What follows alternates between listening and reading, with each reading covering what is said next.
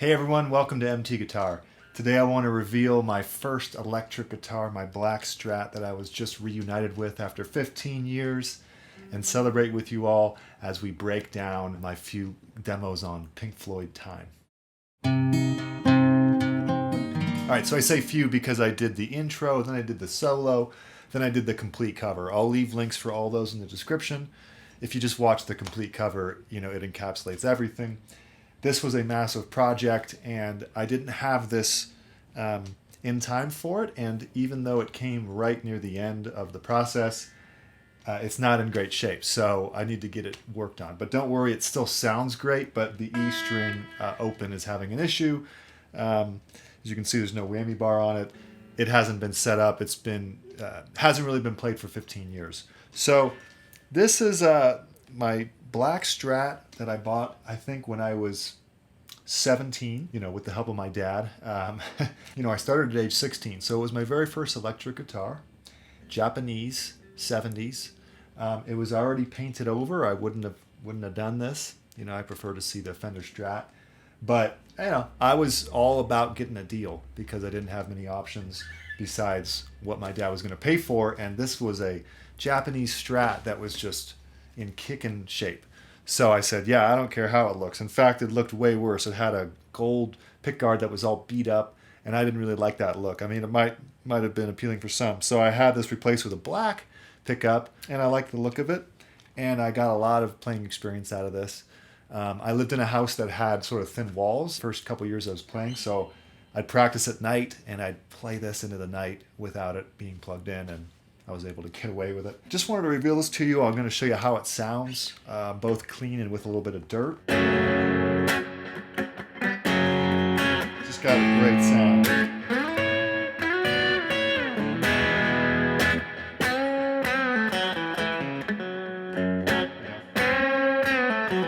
Yeah, the bridge pickup sounds really nice. The neck is a bit warm. I think it needs some work with... Actually, the tone knobs I don't think are rotating the whole way. It still sounds good. So this neck pickup sounds really nice with Breathe, for instance. Probably should put on chorus. That kind of thing. So without distortion, it just sounded great as well. Just nice and creamy. So let me show you one more thing. If I put the bridge pickup on with the distortion, even with the couple issues and it not being set up in 15 years, I mean, this thing is, no whammy bar yet, but that's on the turning away.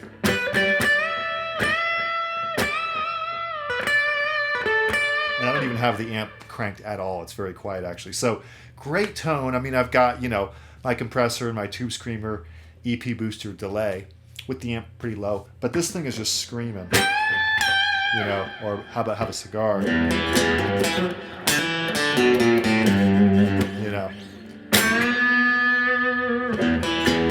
pretty great. So anyway, really happy with this. Can't wait to get it set up and working on the channel. Of course, if you don't know, Gilmour, famously played with a black Strat. It sold for a huge amount of money at the auction, the famous LA auction with all the guitars, and all the money was donated to charity. Really a great thing there. So yeah, after 15 years, it's nice to have it back. I'll spare you the story. It's a long story, maybe on a live stream someday. But to keep it brief, it just wasn't in my hands for 15 years, and sort of in the hands of distant friends. And I finally got it back after all these years. So very happy, and it's in pretty okay shape considering that it really wasn't played for a long time. Now for Breathe, Time. I mix up Time and Breathe only because there's that Breathe reprise at the end of Time where it's like home. So Time was truly a masterpiece of a song to work on, and this is a great example of Pink Floyd loves to write songs in minor. So really, if you want to learn the song, you got all the tabs on the Patreon and on the videos. Right now, I just want to talk about a little bit about the inner workings of the song. Nothing too crazy, and get you playing the rhythm part if you want. All right, so we're going to break down Time. I'm going to basically lean on the music theory and the breakdown of the inner workings of the song, and tie in a few things from the Dark Side of the Moon album in general. So even if you're not interested in the theory, just the concept of how they throw certain chord progressions around the songs is really fascinating. So check this out here. We have the key of F sharp minor, kind of a sparse rhythm part, and we have some fills on each of the chords. But these are, let's just talk about the Roman numerals. In minor, you'd have 1 lowercase, so it's key of minor. In that key, there's a flat 3 major chord. That's the relative major. So A major and F sharp minor have the same key signature, but we're definitely in F sharp minor. Then A, so there's the flat 3. E is the flat 7. Why do we say flats? Well, because minor we're supposed to. You could just say the 3 and 7 of minor, but to me that's way too confusing. I like to say it's flat 3, it's flat 7.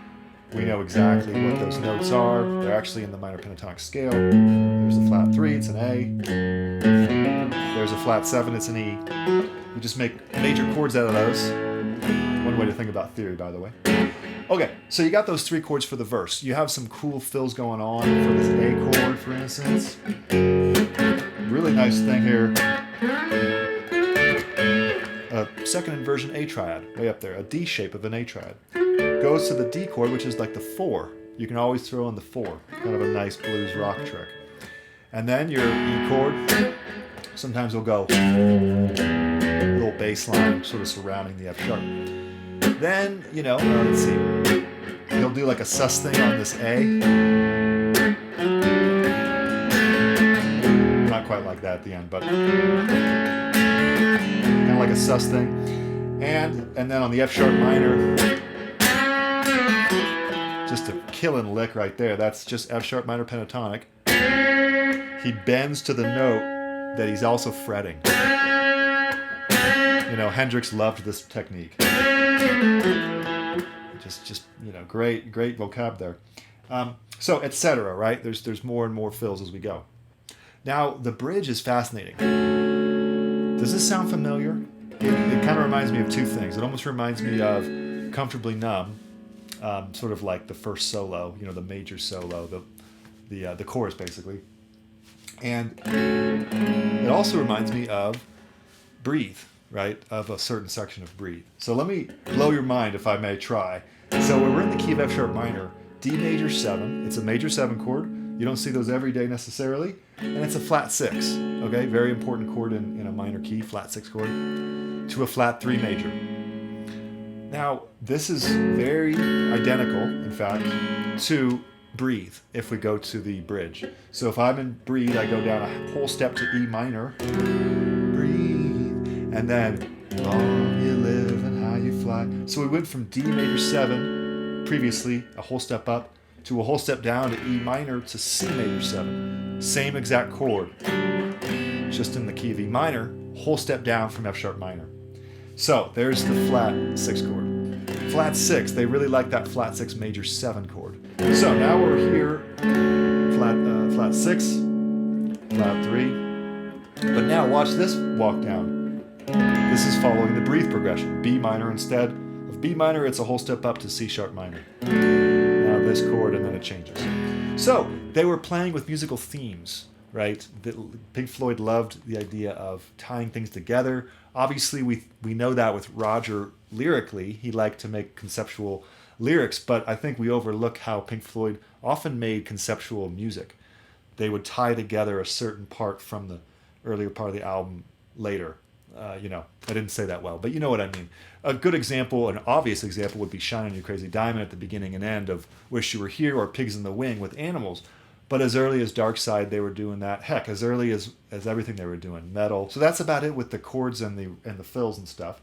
You'll notice if you watch the demo that I pretty much just played the melody, and it was a lot of times first position minor pentatonic.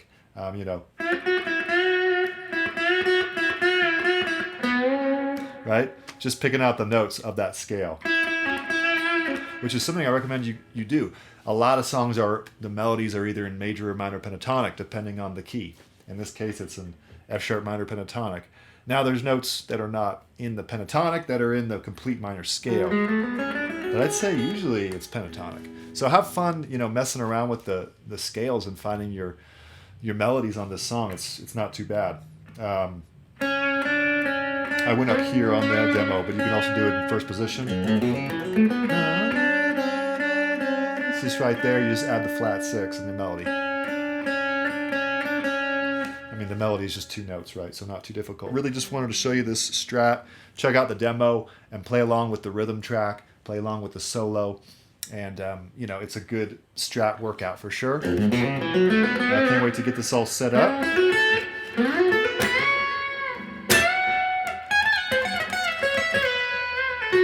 You know, it's sounding great. So I'm really happy to have this back in my collection. And, you know, it's funny, as things come back to you, you also leave things. So I'm heading out of this studio very, very soon. I got to start packing up. So more on that in a different video. Go ahead and subscribe, hit the thumbs up. Good to see you as always. Looking forward to seeing you next lesson.